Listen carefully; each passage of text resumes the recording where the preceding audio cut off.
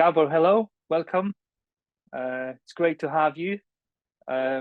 We already have the survey, and I will finish the survey and I will share the results so we can have a look. I hope you can see the results now. Absolutely. Thank you very much, Kamil. Dzień dobry to everyone. I'm very happy to be here this evening and to be able to present smart tree inventories. I see that from the results of this survey that it's very balanced, that there are 1/3 who are still working with paper, and then there's also 25% not having apparently any tree inventory, and 40 to 45% are already using GIS or other electronic means. So this is very typical structure what we see in many countries. So as Kamil mentioned, my name is Gabor Goertz, and I'm the co-founder and CEO of GreeHill. And GreeHill has developed these, and its marketing with our partners, the smart tree inventories. Therefore, we use LiDAR technology, as I will show you later on, and also machine learning, artificial intelligence. Now, let me tell you what we cannot do before afterwards I try to explain what we can do with smart tree inventories. We use machine learning not to replace anyone, because machine learning and artificial intelligence is not there to replace people, but we are here to help arborists and decision makers in greenery agencies to make better decisions. So we use machine learning to provide you with information about the current status of your urban forest and each of your trees. It's a little bit like GE or is providing MRI machines to doctors. They're helping the doctors to become better, but never replacing the doctors. And I think that's very important, because nowadays we hear so much about AI and artificial intelligence. It's a great technology which helps you as a human being to become better. And I'm persuaded that those people using AI will replace one day those people not using AI, because those doctors using modern machines, MRIs, modern blood tests, make better decisions than those doctors who nowadays still work without these technologies. So this is what we're doing. And let me share my screen, please, with you, so that I can give you an introduction of what we do and what smart inventories are. Now, what is the problem nowadays?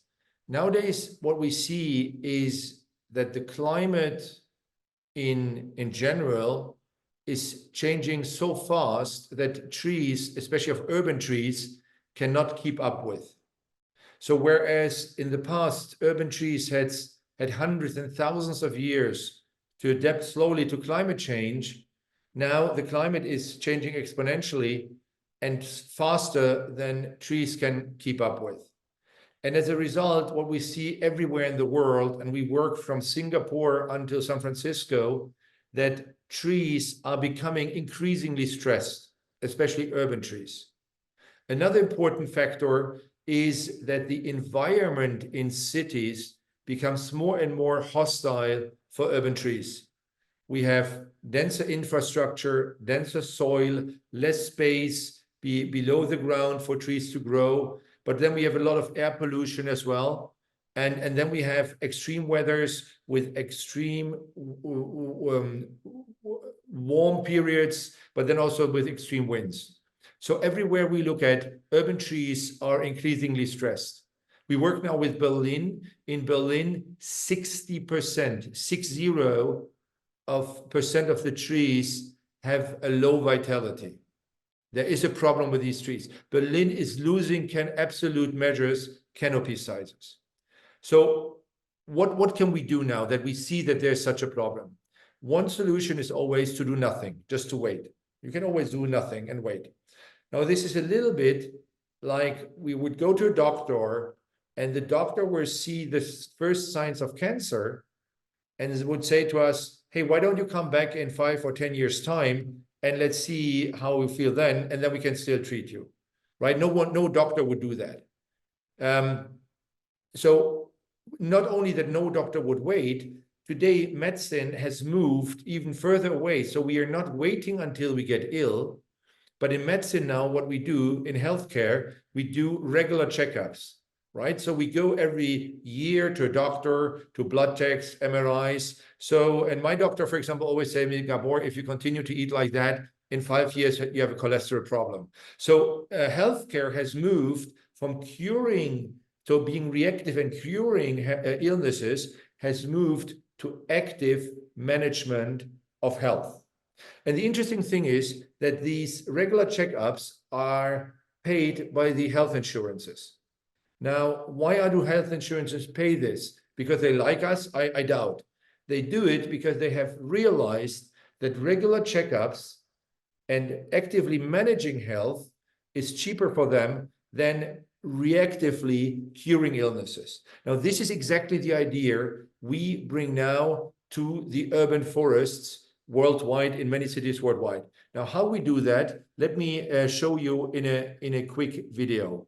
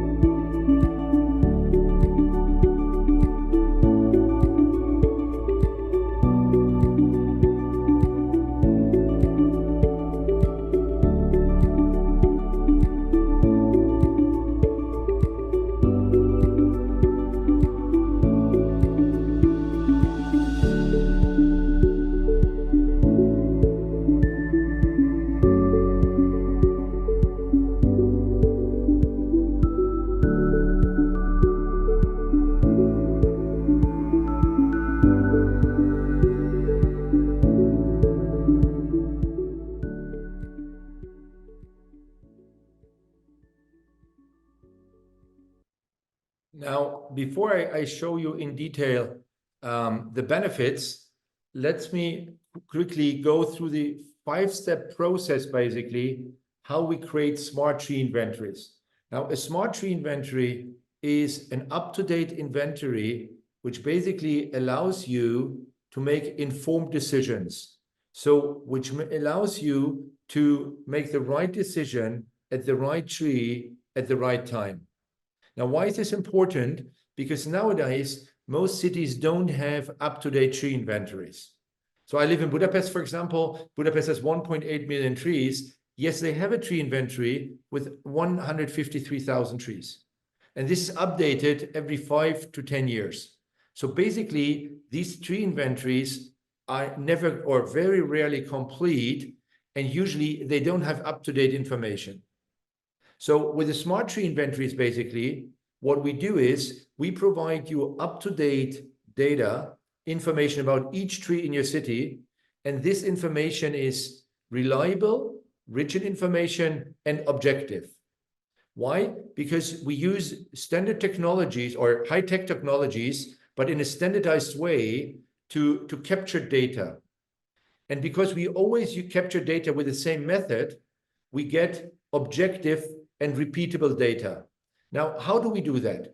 We have a 5-step process. In the first step, we capture the data of your city. So when we talk about street trees, you have seen in the video, there is a car, which is like a Google car, where we have, there is a large high-end scanner on it and a very high resolution camera. And we drive this, our own equipment, we drive with the speed of the traffic through the city. For parks, we use a special rover, Greenhill rover, which is specially developed to scan park trees. Now, how does a LiDAR scanner work? While we drive through the city, the LiDAR scanner sends out a laser beam up to 400 meters. And when the laser beam hits an obstacle, whether this is a building, a traffic sign, a leaf, a pole, whatever, the light is reflected, and the laser scanner measures the time the light needs to come back. And from that time, we know in a 5 millimeter accuracy how far this obstacle is from the LiDAR scanner. Now, the laser scanner we use do this 4 million times per second. So every second we drive through the city, we capture 4 million data points in the space. And at the end of the day, we have 1 terabyte of data, which is a lot of data. And it's basically a database with dots, points in space. And this is called point cloud.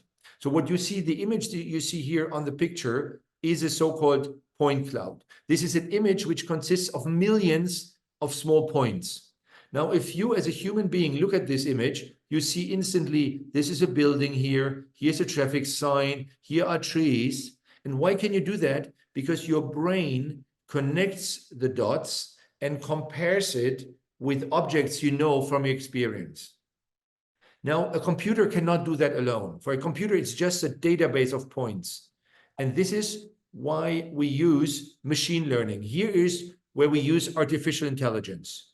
So we have created an AI robot which flies through this database and identifies each single tree in your city. This is the first step, what we do. So we merge point cloud data, panoramic images data, and if available also images from multispectral satellite. We feed all this in our AI system, and the outcome is a 4D digital twin of each tree in your city. Now, what does it mean, digital twin, and why 4D? A digital twin is a centimeter accurate copy of each tree in your city. And why 4D? Because 3D is the 3 dimension in space, and the 4th dimension is time. Now, why time? Because what we offer is a subscription, a monitoring program, where we capture the data every second or every 3rd year. And because we always use the same method, the same objective method, now we have digital twins where basically we can see how a tree has evolved over the years. And if we see now that a metrical data like the height or DBH or leaning angle has changed, we know it is a real change in the tree and not because an arborist or someone who did the survey has assessed the tree differently. So that's why it's 4D. Now, once we have this 4D digital twin, we analyze the digital twin. So as you can see here, first, of course, we have the position of the tree in a ±5 centimeter absolute accuracy. Then, as mentioned, we have this 3D model, and then we distinguish automatically, and this is also done by machine learning, between the leaves and the branches of each tree. Once we have that, we go and analyze various metrical data. And this is done automatically. We look at the height of the tree, the DBH, leaning angle, canopy cover, the canopy's width, the canopy height. So metrical data, which is the basic information for an inventory. We also analyze genus and species. Now, species is tricky. We use for species recognition a combination of images and the point cloud. Today, we are with species at 90% accuracy. The remaining 10% is still done with operators. So the machine learning system gives us an indication of the confidence, a so-called confidence level, how confident it is about its outcome.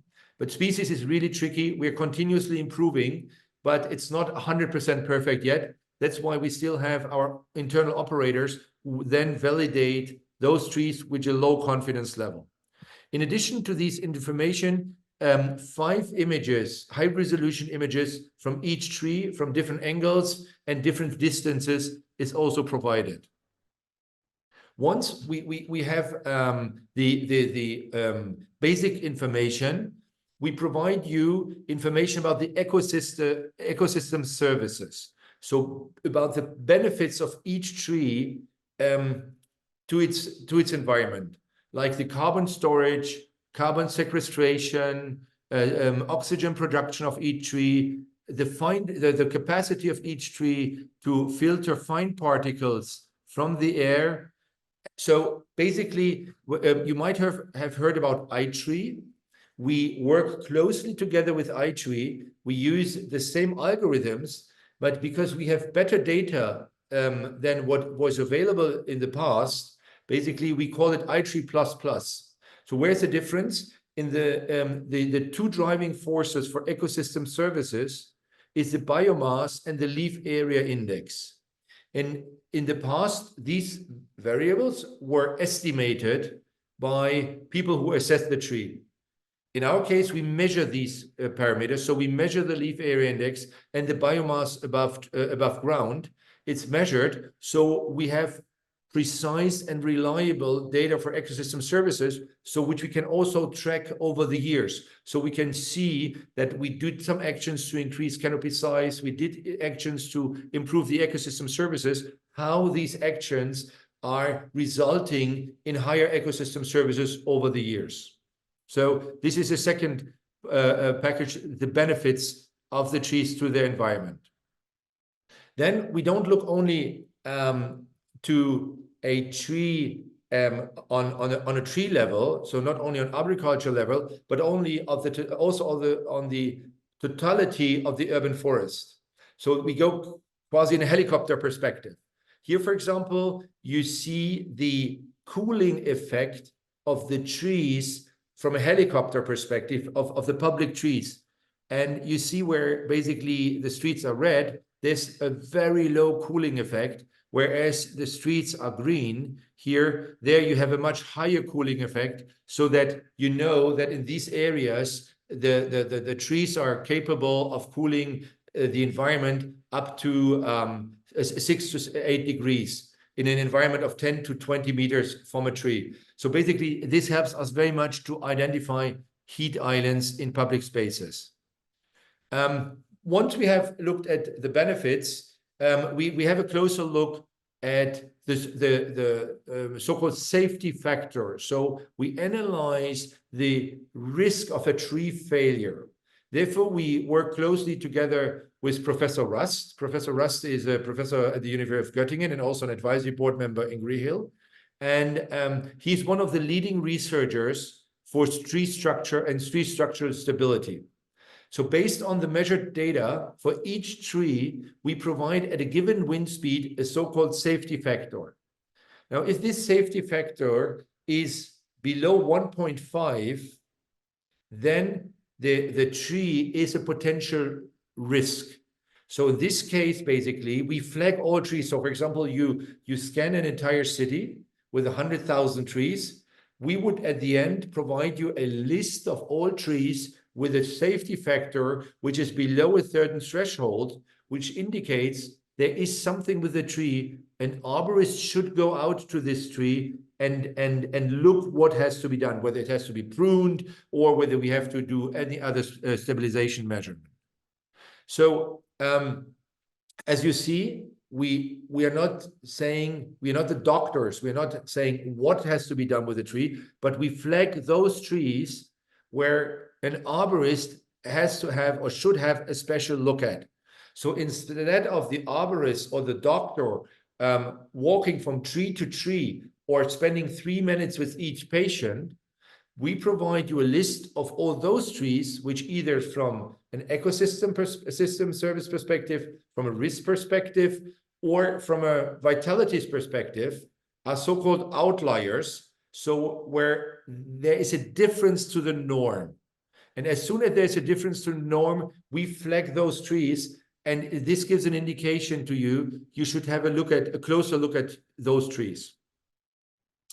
In addition to safety factor, we also analyze diebacks. We see diebacks, so from 3 centimeter thickness. And a dieback is, by the way, a risk factor, so that an indication for potential risk of branch failure. But interestingly, the dieback is also has the strongest correlation of the vitality of a tree in 10 years' time. So they're very complex models to calculate vitality, but the strongest correlation is between diebacks, between vitality, to predict vitality in 10 years' time is diebacks. So we flag automatically in the smart tree inventories all trees with a dieback above a certain percentage, so that you as a specialist know I need to do something. At least I need to have a look at this tree. And now we come to another big topic, which is the clearings. So clearing means that branches of the tree are growing into protected zone of infrastructure. Now, protected zone can be, for example, corridor clearance. So each street in your city, there is a different clearance height. So usually based on the type of street. So we flag all the trees where branches are growing into this corridor. So instead of having teams driving around and checking for corridor clearance issues, these trees are automatically flagged, and you see also on the screen the branches which are growing into the corridor, which needs to be pruned. The same applies to viaduct clearing. So if trees are close to bridges or any other higher buildings, we give you an indication that if this tree there's a tree failure, that it will, for example, bump into a bridge or any other higher object. The same applies to traffic sign visibility.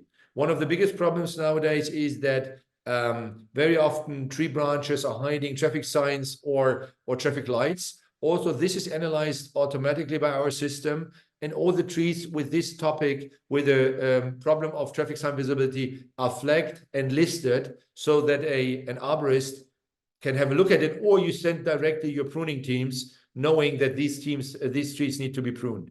And last but not least, which is not so popular in Europe, but very much in the US and in Asia Pacific, is power line clearance. So there's a big problem with wildfires, for example, in the US. Any utility company needs to pay a fee of at least $1 million per day for any clearance or power line problem caused by trees. So what you see very often, that trees are just cut. What we indicate is that, as for corridor clearance, traffic sign visibility, those branches which are growing in a protected zone or danger zone of each power line. All this is done automatically by our system. So we provide information about the health of a tree, about the potential risk of a tree, about clearance issues of trees. But what has to be done with a tree in this given situation? This is up to you as arborists to decide, and you decide which measures needs to be taken. Last but not least, we also give you an indication of the root zones of each tree under the ground. So whenever, for example, in Hungary now, whenever you have to do underground work close to urban trees, you need to have the approval of the local greenery agency that the utilities are not getting into the protected zones of the trees. So once basically we have done all the analytics. So step one, we capture the environment. Step two, we with machine learning, we extract all trees and create digital twins of all trees, park trees and street trees. Step three, we analyze all trees and identify all those trees which need special attention by an arborist. And these trees are then provided to the arborists. And then there are two steps. In step four, there are two steps to move forward. first, usually there is a so-called remote inspection. So the arborist would look at remotely on the screen on a tree. And if it's a corridor clearing issue, or you can see the problem directly, then instantly you can create a job which needs to prune the tree or to send out a tree doctor. So this can be done remotely. But if the tree is in a high-risk area, or it is something you cannot see from the screen, then basically you would go on site and assess the tree on site. And based on our experience, from 100% of the trees, usually approximately 20% of the trees need a remote inspection, and altogether 5% of the 100% would then be inspected on site. And last but not least, basically you get the information on our cloud-based platform, which I'm happy to present you in the next few minutes. So let me switch to our platform. Here, this is a cloud-based platform which basically for your city provides an interface to analyze the data and to analyze each tree individually, or to analyze your entire urban forest. Now, for example, what you see here is Pittsburgh. It's just a project we have recently finished. And I select now a managed area in Pittsburgh. And what I see is all the trees here in this managed area. Now, let me do the first step. I would change from markers. You see now here, it's like in a standard software, you see a marker for a tree, but I go to canopy. So now instead of seeing here only points, you see the canopies in a realistic size for each tree. Now, I want to have more information about this specific tree. So let me close that. So I click on the tree. Here I have a quick overview with some images and also quick information, but I'm more interested in the details. So I click on detail and I see instantly here the tree in its environment. You can, and this is a point cloud of the specific tree. We distinguish, as mentioned, between the branches and the leaves.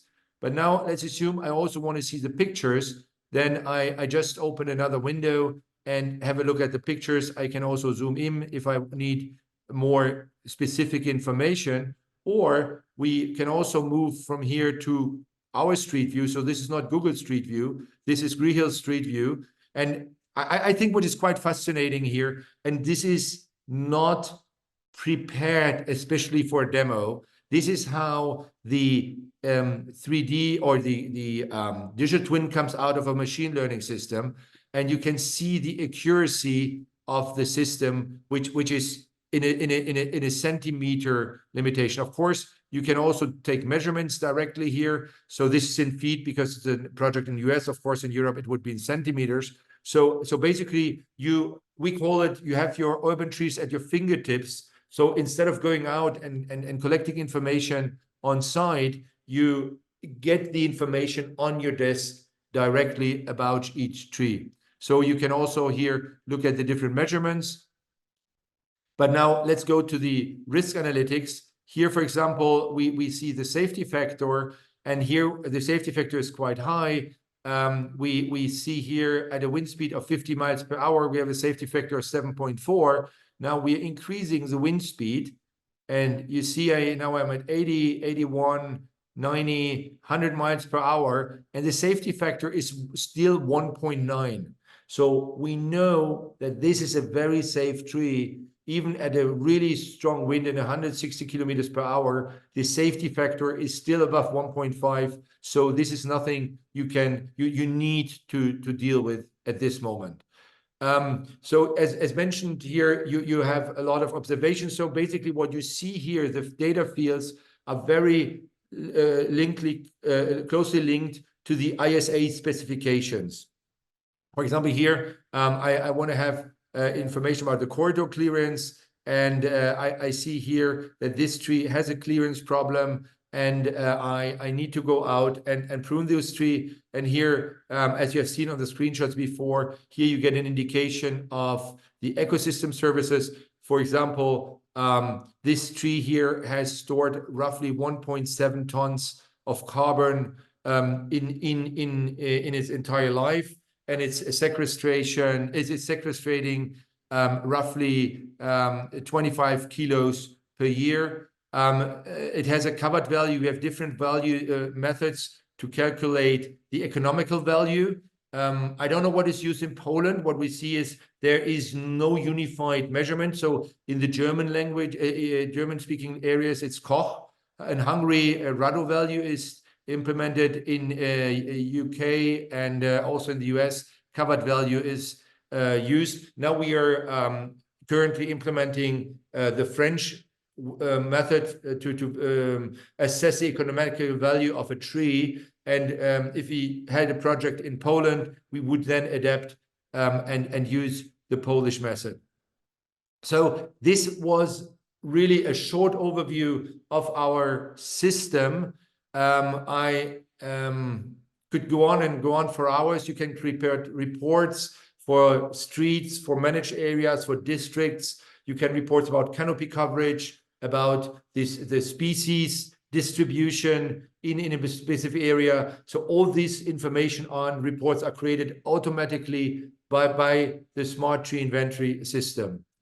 Last but not least, maybe 2 minutes about the company. We were founded in 2017.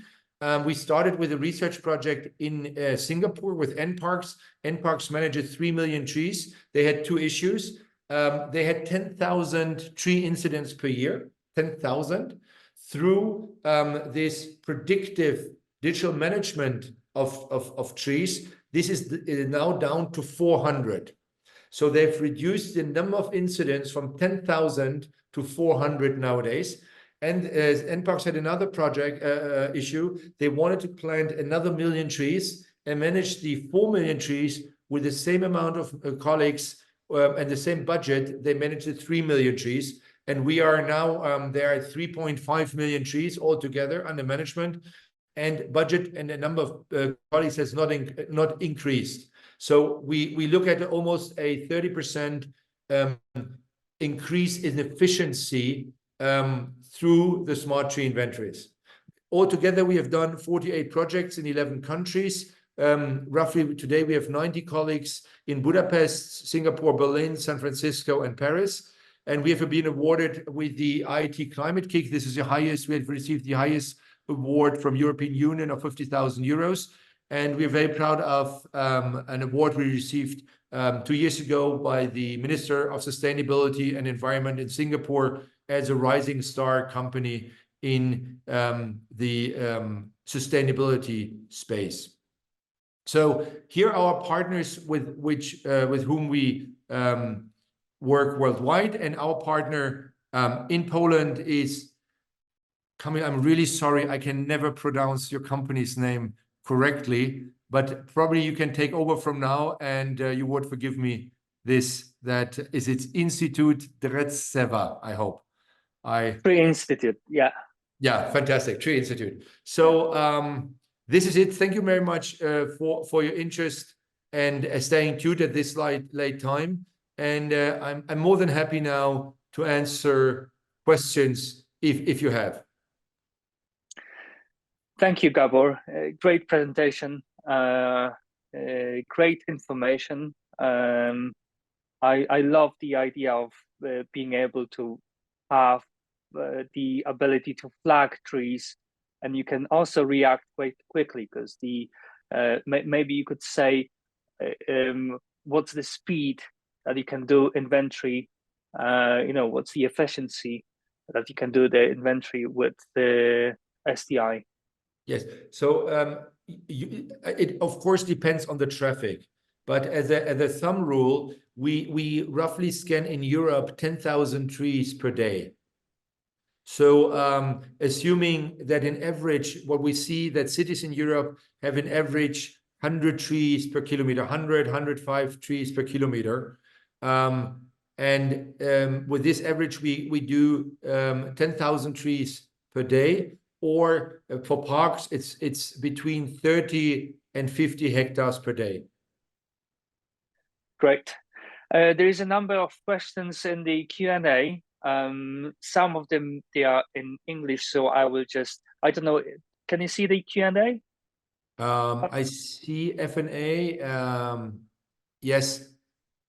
Yeah, so there is the question about the, I will click it so everyone can see the question. What is the accuracy of your solution when a given tree is located on a side of the sidewalk? So basically, what happens if you cannot see from all the angles of the tree? Yes. So usually we don't see 360 degrees entirely. What we see, depending on where this tree is, we roughly see 290 to 300 degrees of a tree. Now, of course, if a tree is in a corner and we scan from this side and from that side, then we see the entire tree. And because we drive usually in two directions, so the same street, we drive in this direction and that direction, we have a very high accuracy and a high viewing angle of each tree. There's another question about the trees which are growing together. So there's a very good question, because in reality, most of the trees are growing together. So this is one of the most difficult technology parts. It's called instance segmentation. So with AI, we do two things. We do a so-called semantic segmentation, and we do an instance segmentation. So first, semantic segmentation, we first separate all the tree points in the point cloud from its environment. Then we distinguish between leaves and between branches. So this is called semantic segmentation. Instant segmentation is when we distinguish between which branches and which leaves belong to which tree. Now, if the trees are separated from the canopies, it's very easy. It's tricky when they're growing together. It took us roughly 3 years to get a stable system. And today we're able to distinguish and say these branches and these leaves, if canopies are growing together, belong to this tree, and these branches and these leaves belong to that tree. So this was, with species recognition, the most difficult part. Within 8 months or 9 months, we had a prototype in Singapore. It took us another 4 years to get a really stable system, which is working under all the conditions which we can find in an urban environment. Thank you. And I think it's even in the summer and even in winter, when you are standing below the tree, below the canopy, it's, for us, it's so hard to say which branch belongs to which tree. And so we've seen some of the results of SDI, and it's fantastic that you can follow each branch so easily. You can indicate something that you wouldn't be able to indicate standing below the tree. There's one comment in the chat section that's since I started inspecting roadside trees, ordering appropriate tree crown pruning, the number of vehicle damage has dropped by over 90%. So that's the corridor clearance, which with SDI you can efficiently flag those trees. Absolutely. And this is one of the products or the outcomes of the SDI, as you mentioned, Kamil. Yes. There's one comment about dieback, that dieback is not only bad thing, but it might be a good thing for biodiversity. So we flag it for tree health reasons, but it might be also a benefit. Absolutely. That's why we are not saying that diebacks need to be cut out. In Asia Pacific, they might be cut out because they are very risk averse. So they say, do you see a dieback? It has to be cut out. Europe is much more developed in this area. So we flag diebacks, but then the arborist has to decide whether this dieback is a risk factor and it has to be cut out. Let's say we saw a dieback just above a bench in a quite frequented area. probably it would make sense to cut that branch. But if there is no, if the area is not risky, this is not so populated, of course we should keep the diebacks for biodiversity reasons. Again, we just provide the information which trees need further inspections, but the decision what has to be done with the tree is done solely by the arborist. There's one quite specific question about the offering. Do you provide a service or do you provide tools? We provide information. Very good question. So our business model is information.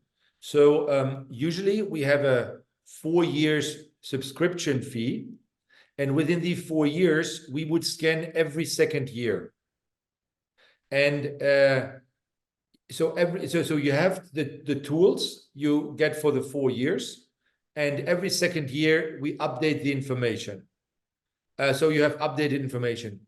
If after 4 years you don't want to continue for any reason, you just export all the data in a standard data format and you can use it everywhere else. So the information always belongs to you.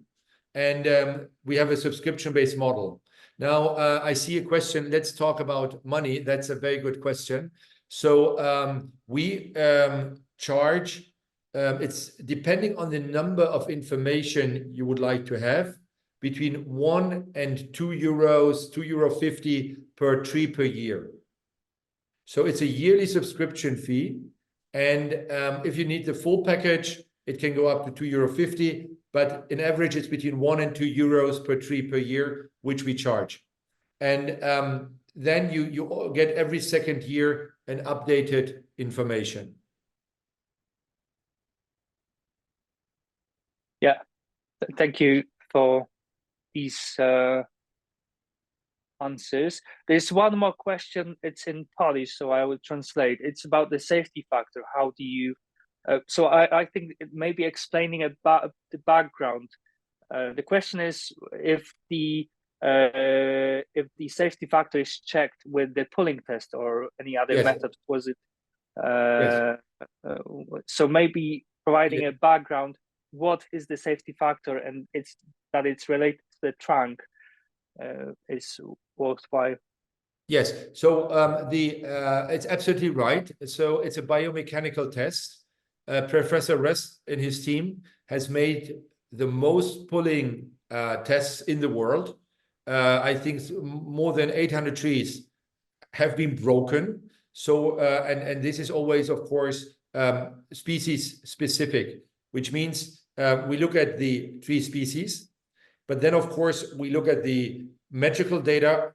We look at the crown size of the crown. We look at the crown shape, but also we look at whether we have cavities or any other diseases or damages in the tree, because all these factors have an impact on the safety factor. And basically it is the capability of the tree to resist a certain wind load. So the higher the resistance to a certain wind load, the higher the safety factor. There are whole PhDs about that. If you're interested, I'm happy to share any additional information. Also, we are also about to publish information on our website. This should be within the next 2 months, where we explain in detail how each parameter is calculated.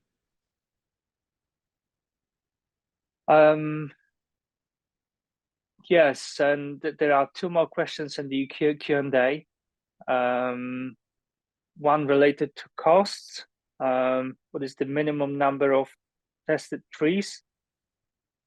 There is no minimum number, but if the amount, so we have a fee to start a project, and usually it makes sense. A good project size is starting from 20,000 euros upwards. So this is roughly 20 to 30,000 euros upwards. This is a good project size. We have projects for 30,000 euros, and we have also projects for 1 million euros. So this is a range in which we operate usually. Thank you. And I think that's the last question we've got. Many roadside trees have damaged roots as a result of street or sidewalk renovation. Can you provide solution to also identify such problems with the root damage? So as soon as we see it, we can flag it. What does it mean? Sometimes there are cars parking in front of trees. So in this case, what we don't see, we don't see. That's very important. So the light, the laser is not going through material. But whenever we see the full trunk, then we are able to identify that there is something unusual. So today we cannot say this is a cavity or a root problem. What we can say is something is different from the norm. And then this tree is flagged. And then the arborist would look at the tree. The same applies, by the way. Also, what we do is we identify also outliers, which means trees which perform less or more than its so-called peer group. So what does it mean? An oak tree in Berlin on a main street or in Poland on a green field will develop very differently. So the leaf area index, how the tree is growing, this is not absolute. It's always relative to its environment. So what we do is we look at each tree and look at each tree performance in terms of growth, leaf area index, vitality. We look at it relative to the trees of the same species of a similar DBH in its environment. So, and then we flag all the trees which have a lower performance, but also those which have a higher performance. It's very interesting. Why? Because when you have a lower performance, you should go out and look, okay, this tree might have a health issue and there might be a problem in a few years, so you better take care of the tree today. But if it's a higher performance, it's also very interesting because you can go out and try to analyze why is this tree performing better than its peer group. So we had also one case because there was a white water pipe which was broken just next to the tree, so it was growing faster. Okay, but very often it's because it has been treated differently. It has been pruned differently. It has more space, so the soil is not as dense. So basically, it helps you to identify factors in your city which help your trees to perform better than the average. So you learn from that and you can apply it and on all new plantings, for example, in your city. So the outliers help you to identify trees which need special care because they have a low performance, but also overperformance. I love the way SDI works with health and analysis of the health of the tree and how helpful the tool is, because now it's a blind guess. You know, we come to the tree and we say 20% dieback, which might be true, but it might not be true at all. And then we can monitor that over time. And as you say, we can monitor the urban forest and how well are we doing. So it's not only risk oriented, and I would say completely the other way. It's a great tool to monitor the health of our trees. And finally, we get the tools that help us to monitor over time how trees are doing and if they need anything to support their growth. Absolutely. I think there are no more questions. I like the questions and thank you for the answers. And thank you all for participating in the discussion and the questions. If there will be more to come this year, later this year, there will be more events, there will be more activities that we will be doing. And if you would like to hear more, then you can get in touch with us. I will provide you my email later on, and you can also contact Tree Institute directly, and then we will help you. And there is one more question. about the species. So let's make it the last question, and then we're gonna wrap it up. Fantastic. So the question is, how is species and genus automatically determined? We combine pictures, images, high resolution images from different angles with the point cloud data. And for example, in the point cloud data, we use a machine learning approach, which is very similar to approach of an arborist, because you would look first at the bark, right? You look at the structures of the bark, of the depth of the bark, and we analyze these information from the point cloud and then combine it with the information from images which we see. Now, is that perfect? No. As I mentioned at the beginning, today we have about a 90% accuracy with a so-called high confidence level. For the other 10%, our operators, our arborists, our own arborists would look at it, but there are still a few percent of trees, even arborists remotely cannot identify. So we would flag those trees and tell you, here's a list of X trees where we are not sure about the species. Please go on site for these trees and determine it yourself, because they're so complex, even arborists standing next to the tree come into discussions, what is a species? So basically the system is not perfect, but by far better than anything what exists today as alternative. Thank you. That was a good question. And I think we are perfect with timing, just coming to 7 o'clock. So I would like to thank all of you for coming and for joining us. Thank you, Gabor, for your time and for presenting. As I said, there will be more opportunities to meet, and hopefully in-person meetings as well. And now I will just say a few words in Polish, if you allow. Bardzo dziękuję za udział w wydarzeniu. Myślę, że to było bardzo interesujące. Dla nas jest i na pewno jest to wspaniałe narzędzie.